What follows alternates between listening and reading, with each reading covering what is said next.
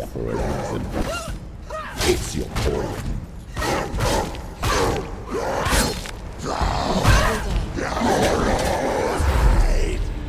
He's gone!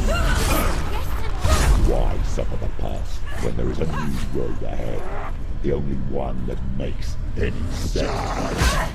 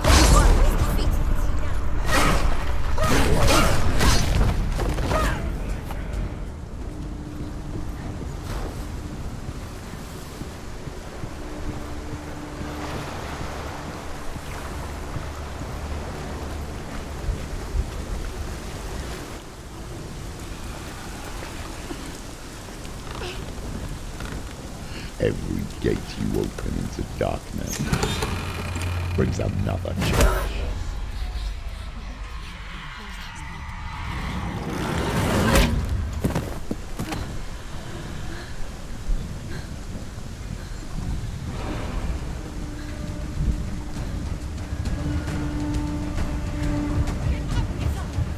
She can still do it!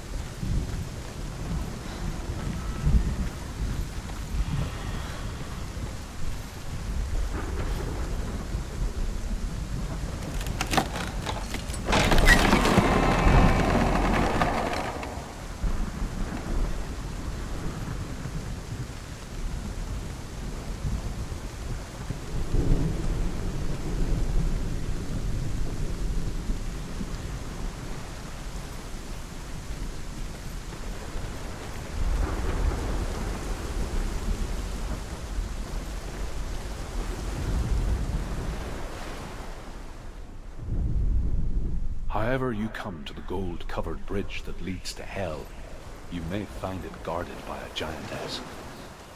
She will ask your name. She will ask your lineage. She will ask your business. The Northmen tell of the warrior woman Brynhild, who leapt into fire and rode to Hell to join her slain love Sigurd, and is challenged by the giantess.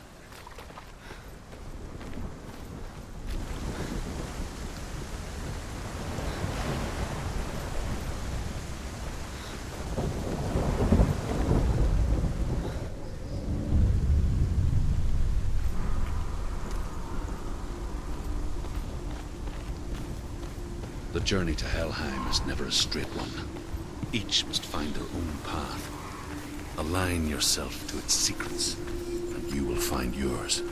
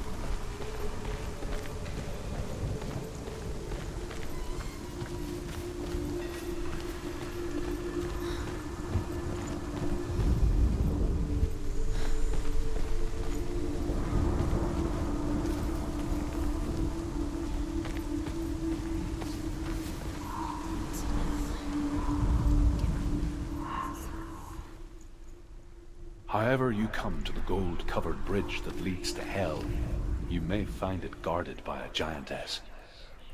She will ask your name. She will ask your lineage. She will ask your business.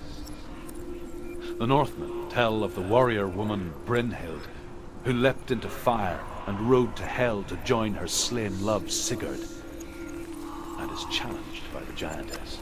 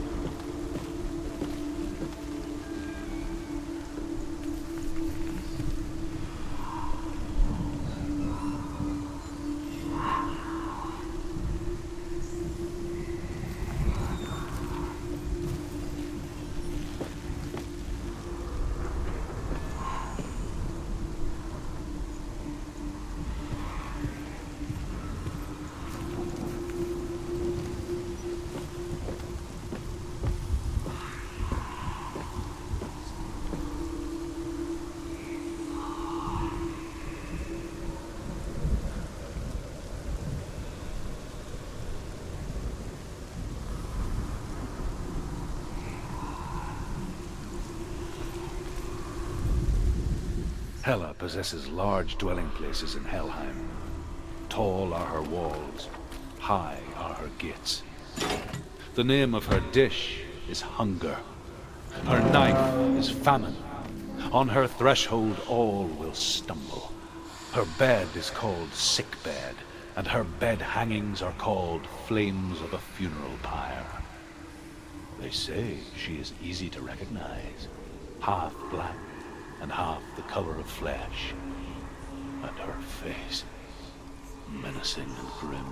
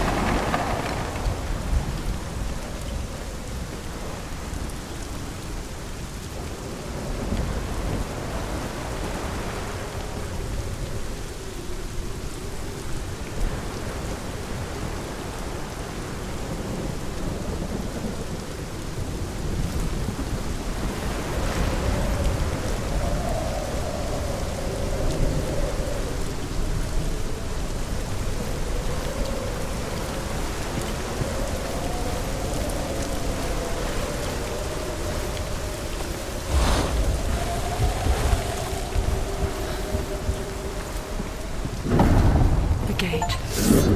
It's opening.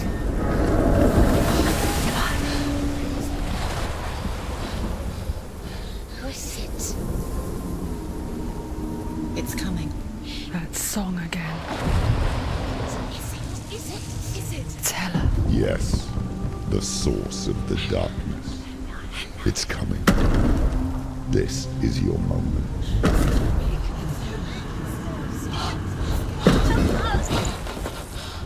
I'm sorry.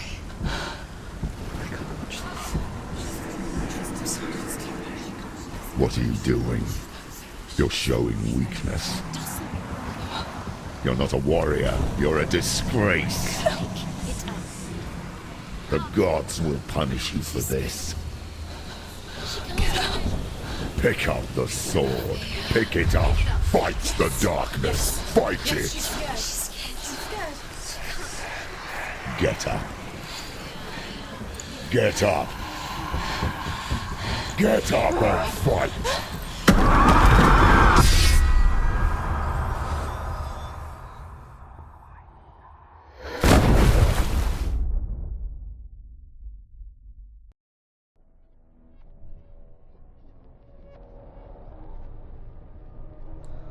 Stormy seas and lost souls. She's dreamt of this before. They say dreams are visions of our memories, thoughts and fears, as seen by our inner eye. But what if each one of us is always dreaming, even when awake, and we only see what our inner eye creates for us?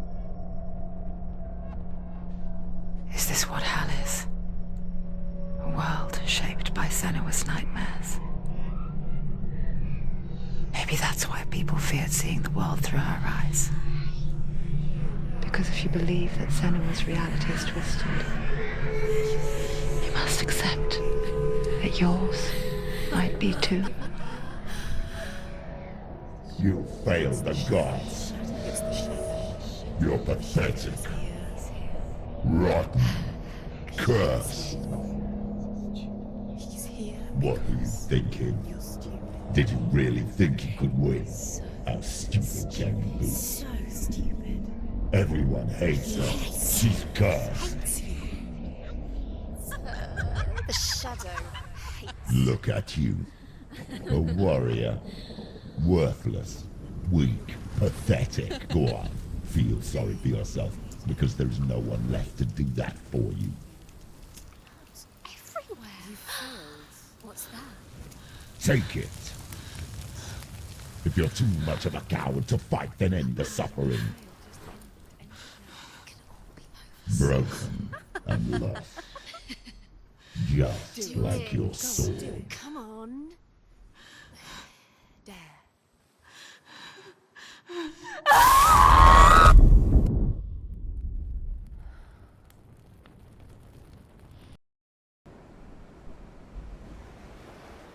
Why go on when you give everything and face that which torments you, only to find that it is worse than you could have imagined?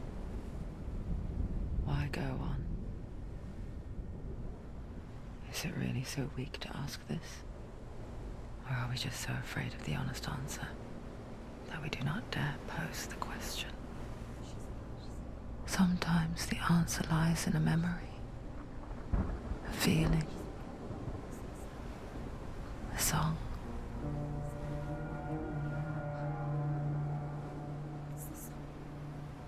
It's not real. It's a trick. It's not real. It is real. Listen to it. Don't give up. Dillian. It's Not like this. It's not real.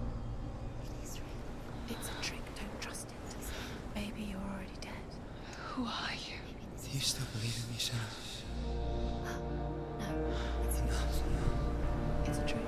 She knows it's him. It's a trick. He's already dead. He can't be here. It's impossible.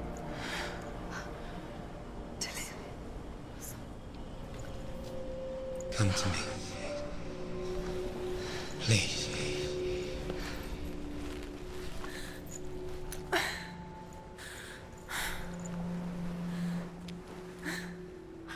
light. Go towards the light. It's him. There he is. It can't be him. It's just a trick. It's in your mind. No, he's here. It's in your mind. It's real. What's happening? Go towards it.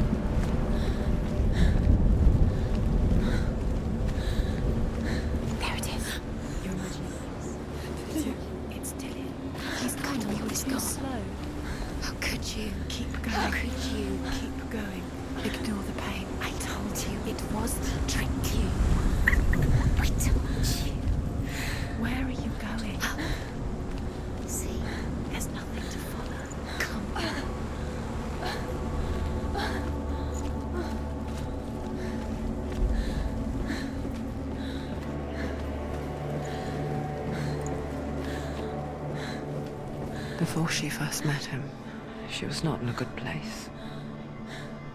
Just a teenager, but not like the others. Barely functioning, she rarely left the house. Her father's in-bell made sure of that. Only occasionally did she venture out on her own, collecting firewood and herbs. Errands out on the Orkney plains. That was her world. Like this one. Barren and lonely.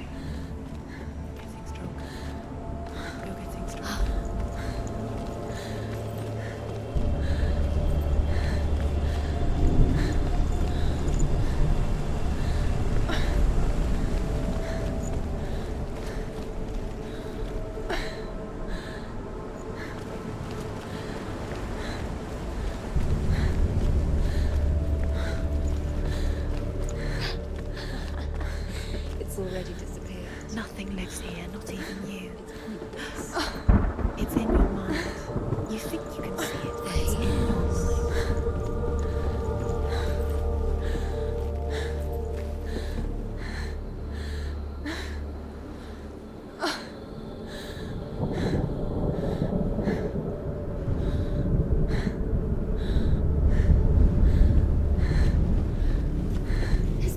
There he was.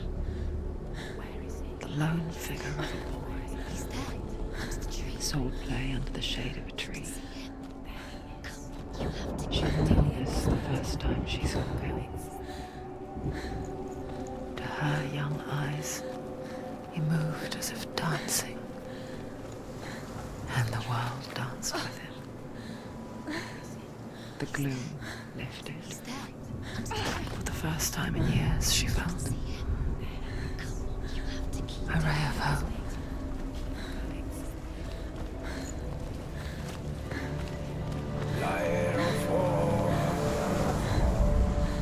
The Northmen tell of a great hero. His name is Sigmund. His father's hall was built around a great tree, and one day, Odin comes and thrusts a sword into the tree, a gift to whomever can release it. Many try, but the sword only comes out at Sigmund's touch. His brother-in-law, King Siggeir, wants it, but Sigmund refuses him, so King Siggeir plots revenge. He invites Sigmund and his brothers to a feast when they arrive.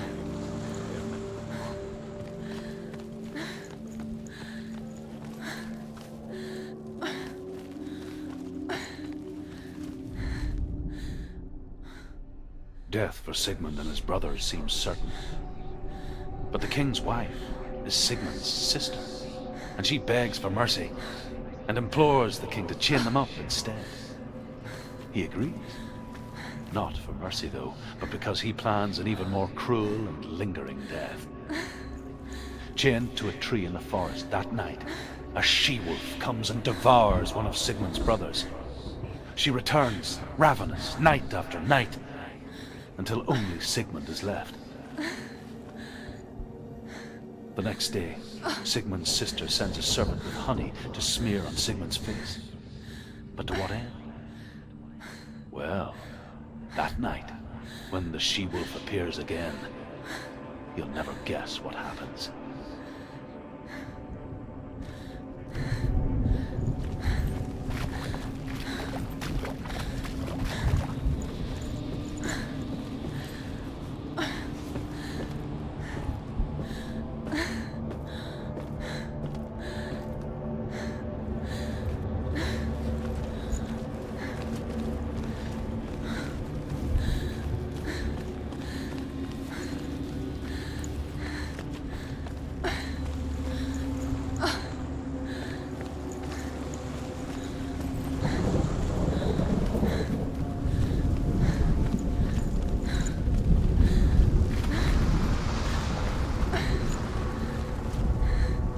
As the she-wolf licks the sweet honey from Sigmund's face, he bites the wolf's tongue.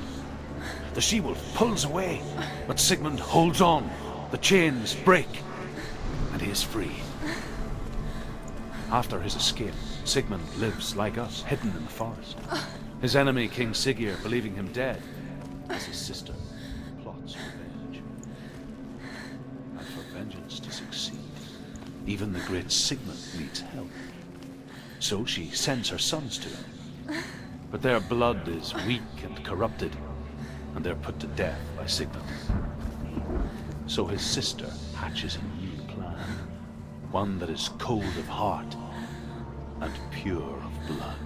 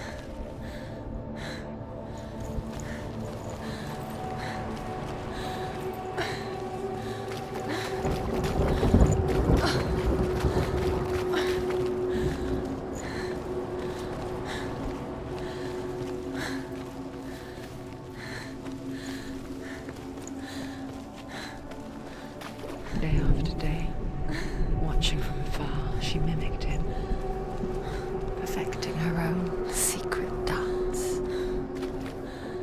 wishing those fleeting moments of light would stretch out to last forever.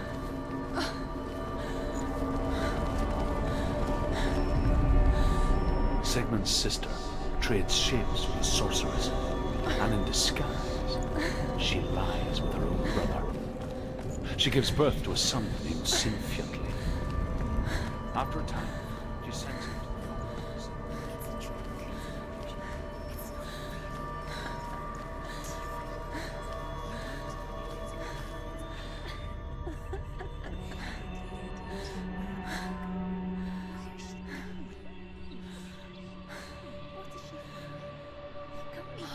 Fine, it's just deception. How does he so effortlessly court the world and bliss? If only she could do the same. See the world through eyes anew and dance with it, just like he does.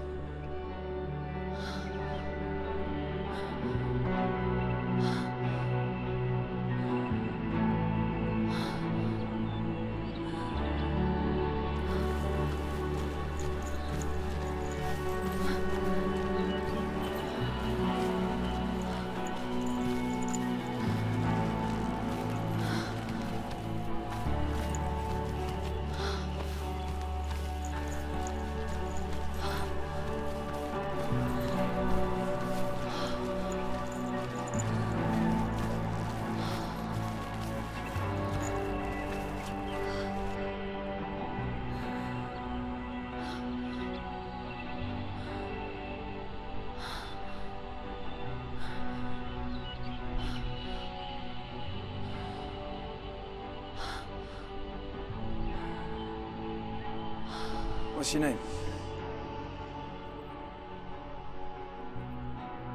Senua. I haven't seen you before. I don't leave home much. Oh, Zeno's daughter. I have to go. Wait. Who taught you to fight like that? No one. No one. Well, I watched you, and You learnt all of that from watching me? You should become a warrior, you know. me? I'm Dillian. I'm here for the warrior trials. Just come and watch. And bring your sword. You can't put it into words. That moment when you look into the eyes of the one who's supposed to reassure you, make you feel safe. It only takes an instant. Fear swallows you before you have a chance to make sense of it. And darkness becomes a part of who you are. You killed him. But her world changed the day the Northmen took him from her. Senua knows that there's no going back to how things were. That there's nothing to go back to at all. Stay still, stay quiet, hide, don't tell her. Their gods can see into your mind. They will use this power to destroy you. They won't stop me. I can still feel him. Whatever's left of him, they will never let him go. I'm not gonna let him rot here! You're the one rotting here. Leave me alone! You will die here. No! And all your suffering will have been for nothing. Shut up!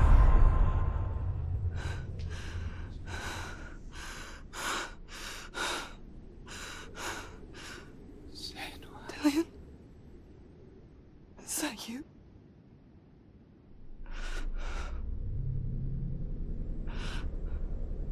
I'll find you, my love. I promise.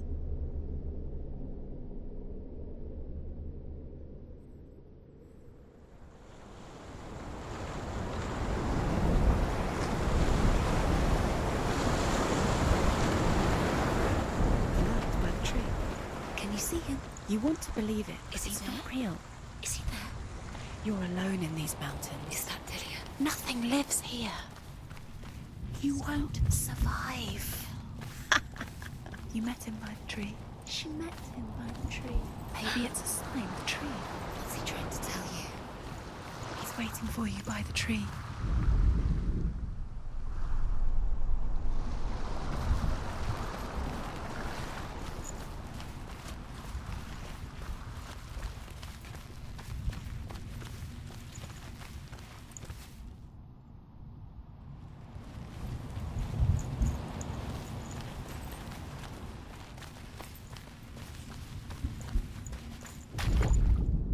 As Sigmund and Sinfjotli are being buried alive, Sigmund's sister throws an armful of straw into the grave mound.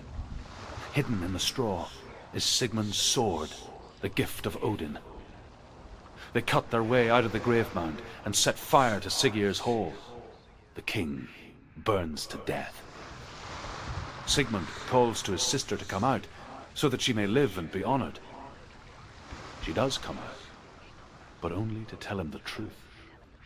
That she had slept with him, her brother, to beget a strong avenger.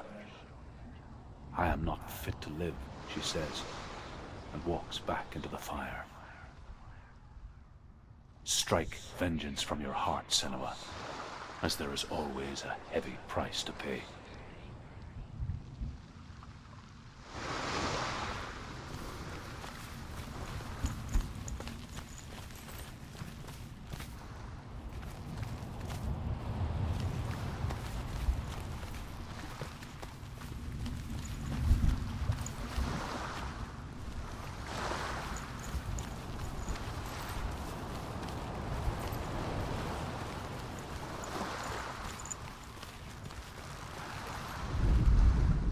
And here is the end of Sigmund's story. He was a fierce and great warrior who fought many battles. But one day, an old man came onto the battlefield. Although shadowed by a hood, Sigmund saw that he only had one eye. The man raised his spear, and Sigmund struck at it with his sword, but the sword shattered into pieces. Sigmund then knew that this was Odin, and thus that victory could not be his. He bowed his head and accepted his end. Dying, he tells his wife that she is with child, and that her son...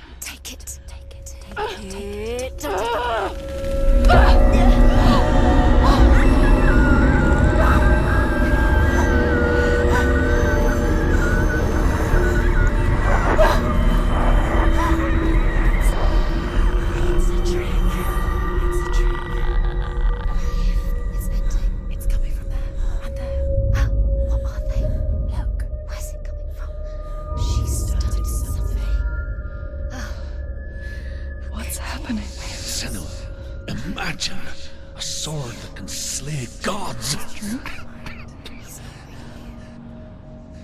Its name is Gramr. It was forged by the god of all Northmen, Odin, and gifted to Sigmund, a great warrior. I need this sword. It's important. Can you help me? The sword appears whole, but it is an illusion.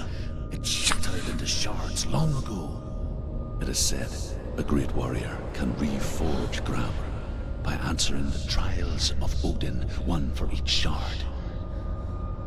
The roots of the Tree of Death will take you to new lands where you will face the trials. Go to the shards. Go to the shard. Go to the shards. What's the shard? Find it. It's the metal runestones. It's in front of you. Find it. The metal. The runes. You need that sword. Go to the shard. Find the shards.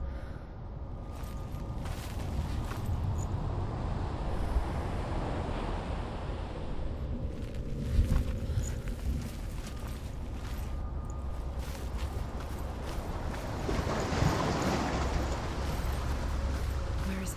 Find it. There it is. Focus. There's the shard. Focus. Focus. Use your eyes. Look. Get closer. What can you see? Go to it. It's not safe. Don't go near it.